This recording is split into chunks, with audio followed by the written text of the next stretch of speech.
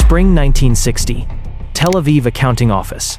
3:47 p.m. Eli Cohen stares at the spreadsheet in front of him, calculating quarterly taxes for a textile company.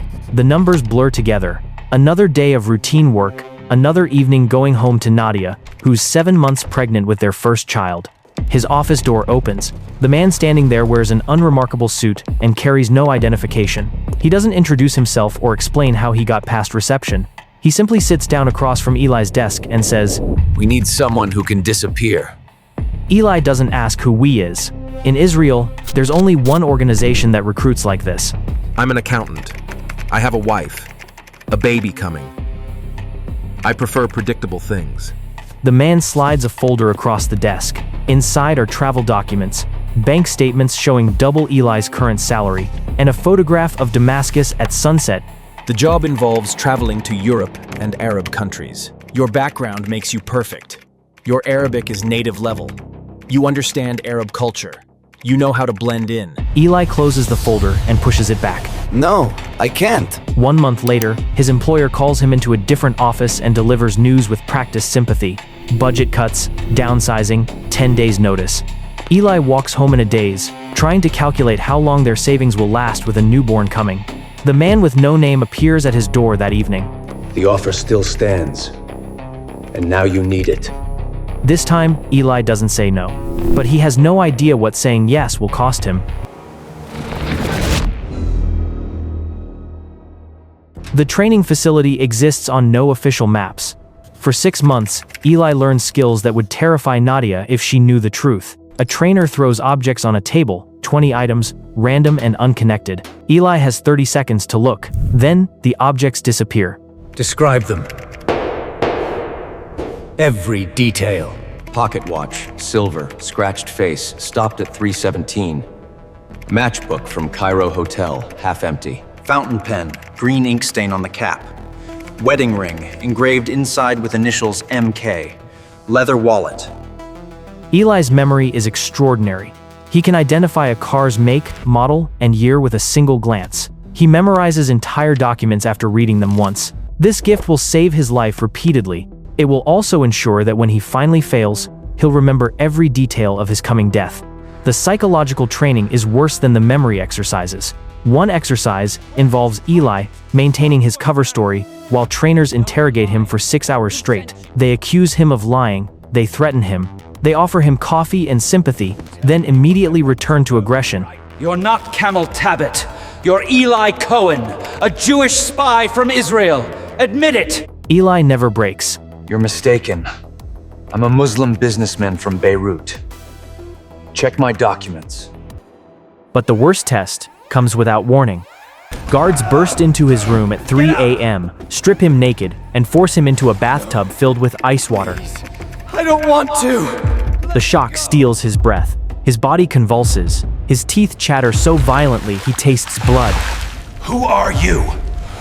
Through blue lips and trembling jaw, Eli responds.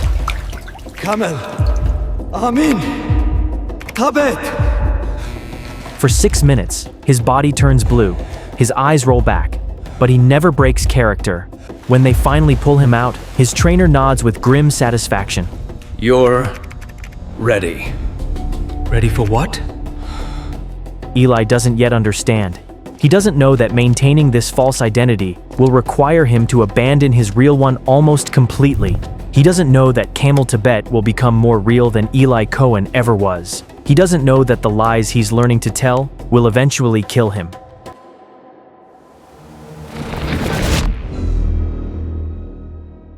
(1961) Buenos Aires, Argentina. Camel Amin Tabet steps off the plane into humid Argentine air, carrying expensive luggage and wearing tailored suits. He's a wealthy Muslim Arab businessman looking to expand his import-export operations. He's been working in Argentina for years, building connections and making money. None of this is true, but Eli Cohen has disappeared so completely into this role that even he sometimes forgets where Camel ends and Eli begins.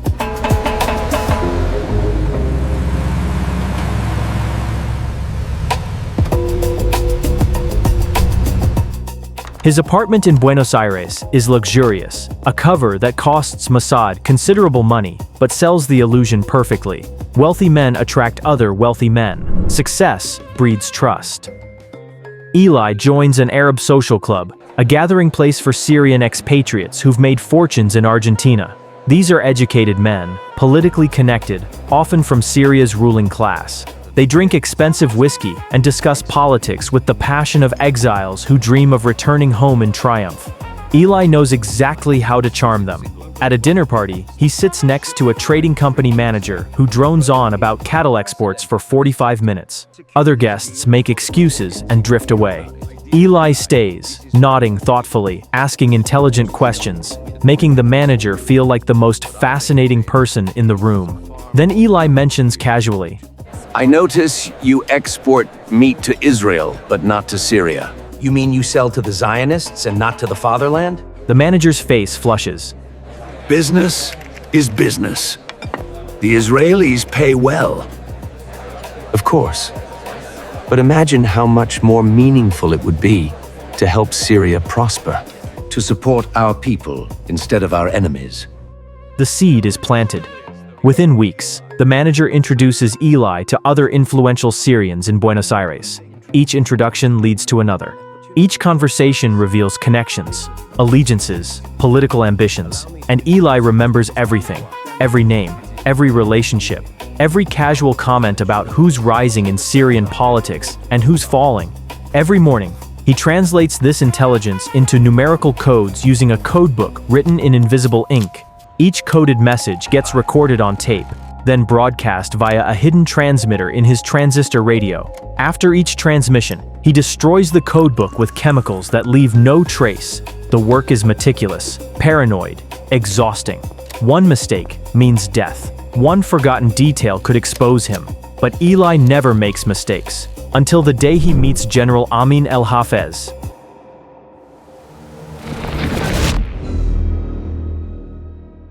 Syrian Embassy, Buenos Aires.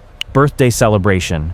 The trading company manager, now Eli's devoted friend, invites him to an exclusive party. The guest of honor is Syria's military attaché, General Amin El-Hafez, a Ba'athist officer with obvious political ambitions and barely concealed contempt for Egypt's President Nasser. Eli watches the general carefully. He notes how El-Hafez positions himself at the center of conversations, how other Ba'ath Party members defer to him, how he speaks about Syria's future with the certainty of someone who's already seen it. This is a man who expects to rule.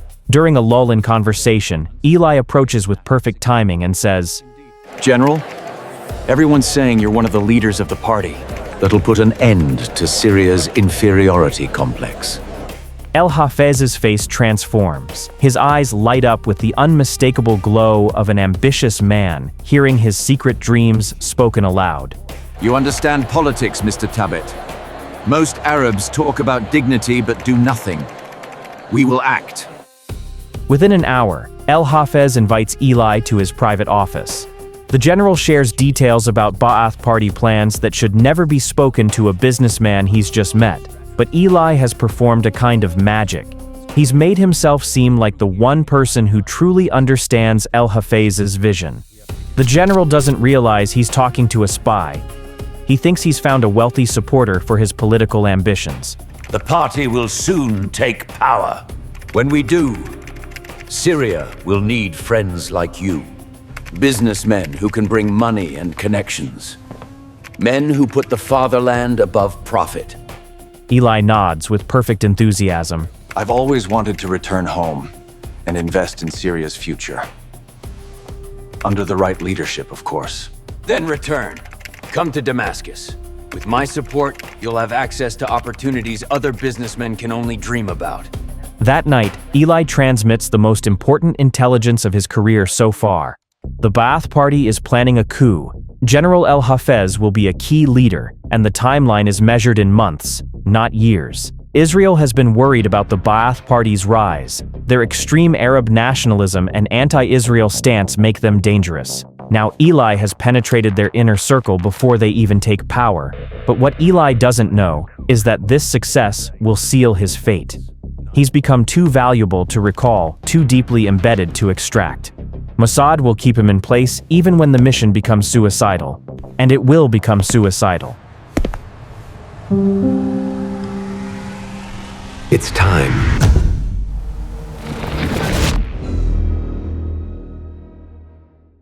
(1962) Damascus, Syria. Kamel Tabet returns to his beloved homeland with fanfare. He rents a luxurious villa, notably located just blocks from Syrian army headquarters. The proximity isn't accidental. His parties become legendary. Syrian military officers, government officials, and Ba'ath party leaders crowd his home, drinking his expensive liquor and eating his imported delicacies. The villa becomes an unofficial gathering place for Damascus's power brokers. Eli has perfected the art of being everyone's best friend while remaining nobody's close confidant. He listens, far more than he speaks. He asks questions that make people feel intelligent rather than interrogated. He gives gifts, Cuban cigars, rare whiskeys, business opportunities that create debt without demanding immediate repayment. Through these careful friendships, Eli meets George Salem Saif, director of Radio Damascus, Syria's official broadcasting service. Through George, he meets Colonel Salim Khattoum, who reveals something extraordinary over drinks one evening. The Ba'ath Party is ready to move. The military takeover happens within months. Eli feigns surprise and excitement. Syria needs strong leadership. How can I help? Khattoum, drunk and trusting, describes Syria's military vulnerabilities along the Israeli border. He talks about underground passageways secretly occupied by hundreds of Syrian soldiers, ready to launch surprise attacks. He describes defensive positions in the Golan Heights that give Syria strategic advantages. Then Khattoum makes an offer that should never be made to a foreign businessman. Would you like to see them? I can arrange a tour. Eli accepts with carefully calibrated enthusiasm.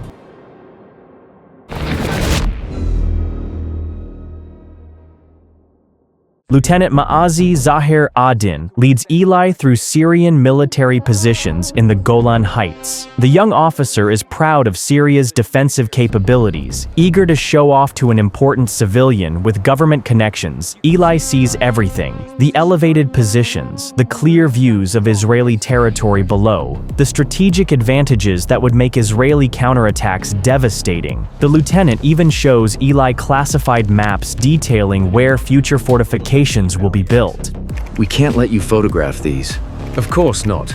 Security comes first.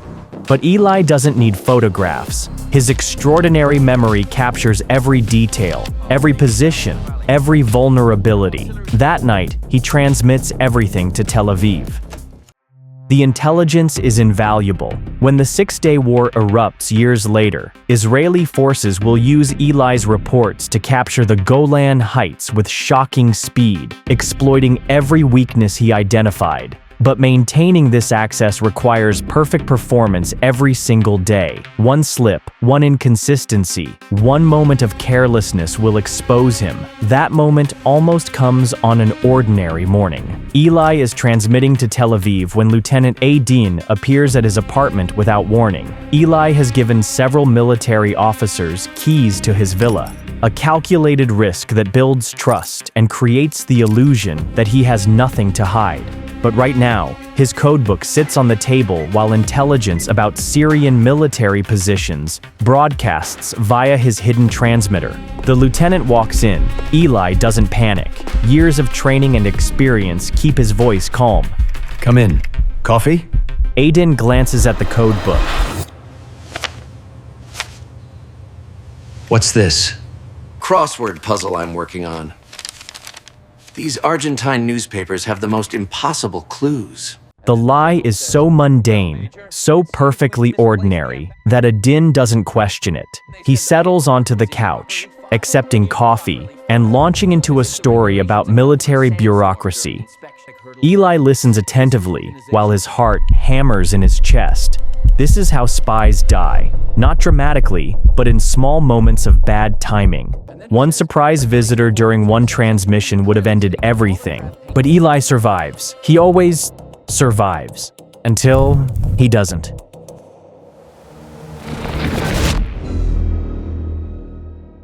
March 8, 1963, Damascus. The Ba'ath Party coup succeeds.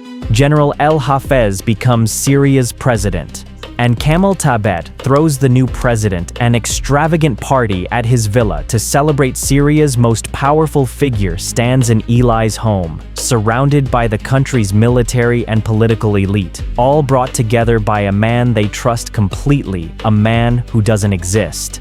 At this party, Eli meets an engineer working on Syria's Jordan River diversion project, a plan to cut off Israel's water supply.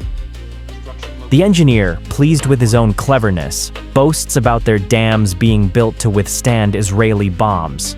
We've calculated every possible scenario. They can try to destroy them, but they'll fail.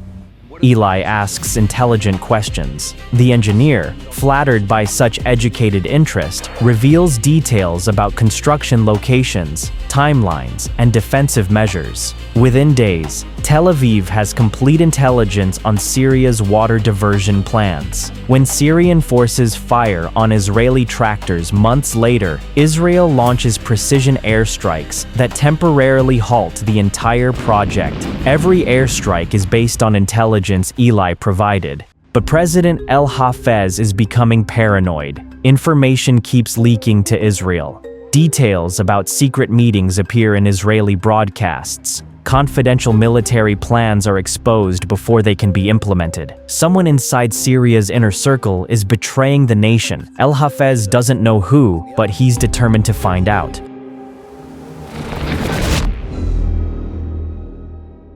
Late 1964, Presidential Palace, Damascus. El Hafez returns from an urgent kidney operation in Paris. That same evening, he listens to Israel's Arabic language broadcast and hears detailed descriptions of his medical procedure, his travel arrangements, and his conversations with French doctors. The leak is real, the leak is active, and the leak has access to the highest levels of Syrian government. El Hafez holds a secret meeting with his most trusted officials. He explicitly forbids anyone from discussing the meeting's contents with anyone outside that room.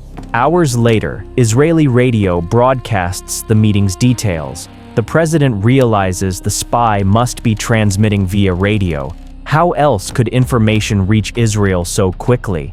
Syrian intelligence begins monitoring radio frequencies, searching for unauthorized broadcasts. The net is tightening, though Eli doesn't know it yet. But Eli senses something's wrong. The questions at parties have become slightly more pointed. Invitations arrive with shorter notice, testing whether he's genuinely available or needs time to coordinate with handlers. Small inconsistencies in his cover story get mentioned more often. He requests immediate recall to Israel. Tel Aviv refuses. He's too valuable. The intelligence he provides is too crucial.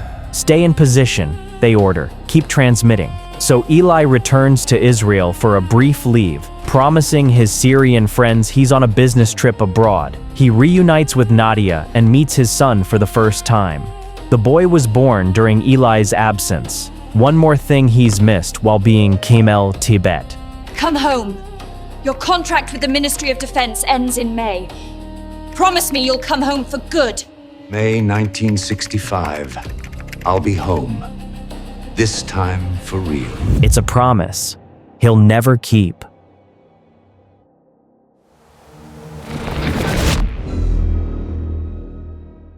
January 24th, 1965, 2:47 a.m., Eli's Damascus apartment. Eli begins his transmission to Tel Aviv, following the same careful procedures he's followed hundreds of times before codebook prepared. Message encrypted, radio transmitter hidden in his transistor. He doesn't know that Syrian intelligence trucks are parked outside, triangulating his signal. He doesn't know they've been monitoring him for weeks. He doesn't know the door will burst open in exactly 4 minutes. At 2:51 a.m., security agents storm his apartment. Eli barely has time to look up from his equipment before rough hands slam him against the wall. They've caught their spy, but they don't know yet who they've caught. They think he's Camel Tibet, Syrian businessman who was somehow recruited by Israeli intelligence. They don't realize Camel Tibet never existed. The agents force Eli back to the radio. They write a message. The Syrian army is in a state of alert. Transmit it, they order. Eli takes his time. His hands move slower than usual across the equipment, sending the message at a reduced speed that will signal Tel Aviv something is wrong. His controllers will know he's been compromised. It's the last thing he can do for his country. The interrogation begins immediately. President El Hafez personally joins the questioning. His most trusted friend, his confidant, his supporter has betrayed him. Who are you, really? El Hafez demands. Camel Amin Tabet. You know this. Prove it. Recite the Fatiha. The Fatiha is the opening chapter of the Quran, one of the most fundamental verses in Islam. Every Muslim knows it by heart. Eli cannot recite it. His months of preparation included learning Arabic culture, customs, business practices, political history. But Mossad's training didn't include memorizing Islamic prayers thoroughly enough to fool someone who's suspicious. His hesitation confirms everything. You're not Muslim. You're not even Arab. You're a Jew. You're an Israeli spy. The president's face shows something worse than anger. It shows betrayal. For years, he's trusted this man. He shared secrets, ambitions, fears. He celebrated victories at Eli's villa. He's considered Camel Tibet a true friend, and Camel Tibet was always a lie.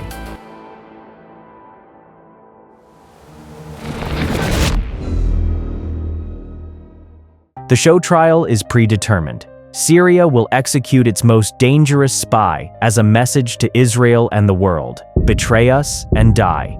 International pressure builds. The Pope sends personal appeals. The Canadian Prime Minister begs for mercy. Israel offers to exchange 10 Syrian spies for Eli's life, plus millions in aid. El Hafez refuses everything. He will not be made to look weak. He will not forgive this level of betrayal. Before his execution, Eli is allowed to write one final letter. To my dear Nadia and my dear family, I am writing you these last words. My beloved Nadia, take care of yourself and our children. Look after them, care for them, and give them the best education possible. You are free to remarry, to give our children a father. I am begging you not to mourn for the past, but to look to the future. I am sending you my last kisses, and to the rest of my family, especially my mother, please pray for my soul. He's also permitted to pray with a Jewish rabbi, a small mercy that acknowledges the truth everyone now knows. On May 18, 1965, Eli Cohen is executed by hanging in Martyrs Square, Damascus. Syrian television broadcasts the execution live to ensure maximum impact. Syria refuses to return his body. To this day, decades later, Eli Cohen's burial location remains unknown. Even in death, Syria denies Israel the closure of bringing their spy home.